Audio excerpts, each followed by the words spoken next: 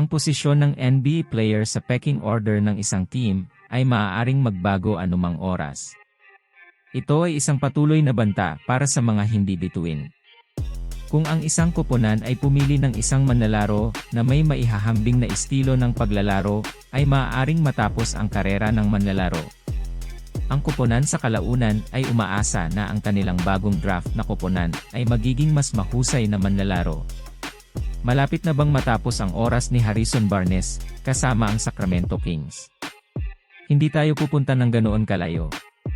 Si Keegan Murray sa kabilang banda ay mainit sa kanyang buntot. Ito ang dalawang manlalaro na gumaganap ng maihahambing na mga tungkulin. Samantala, si Murray ay nasa itaas at si Barnes ay maaaring nasa slide.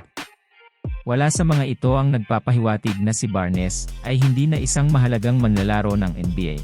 Ang kanyang kakayahang kumalat sa sahig at magdepensa ay ginagawa siyang isang mahalagang asset sa mga club sa paligid ng liga.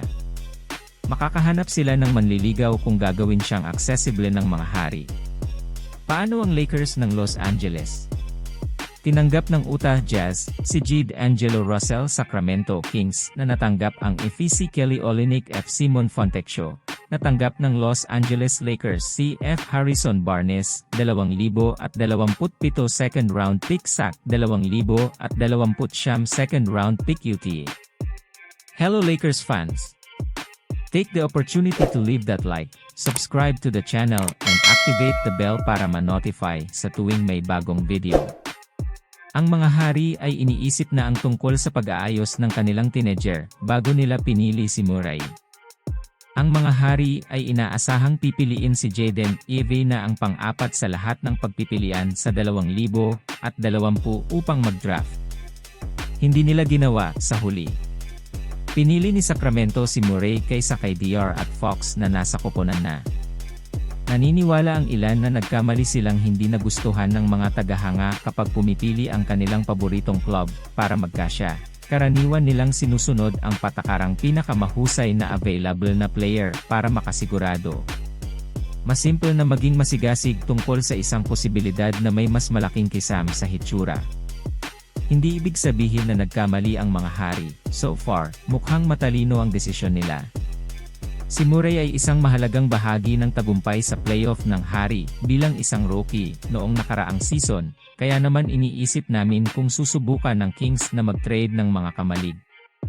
Wala itong kinalaman sa positional fit para sa Lakers, at higit pa sa mas malawak na basketball concepts, kailangan ba ng Lakers ang playmaking ni Russell o mas balance ba ang paglalaro ni Barnes sa finishing? Pagkatapos ng lahat ay mayroon silang LeBron James na itinuturing na isa sa mga pinakamahusay na playmaker sa kasaysayan ng NBA. Samantala, ang squad na ito ay maaaring makinabang mula sa ilang karagdagang espasyo sa sahig mula sa kanilang mga pakpak. Maasahan si Taurean Prince, ngunit hindi siya sapat. Cam Reddish ay maaaring gumawa ng mga hakbang, ngunit ang Lakers ay maaaring hindi nais na tumaya dito.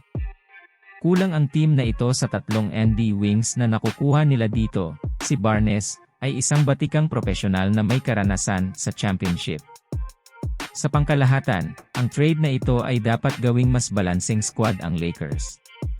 Tutal, walang tao dito sa Death Throne Bars.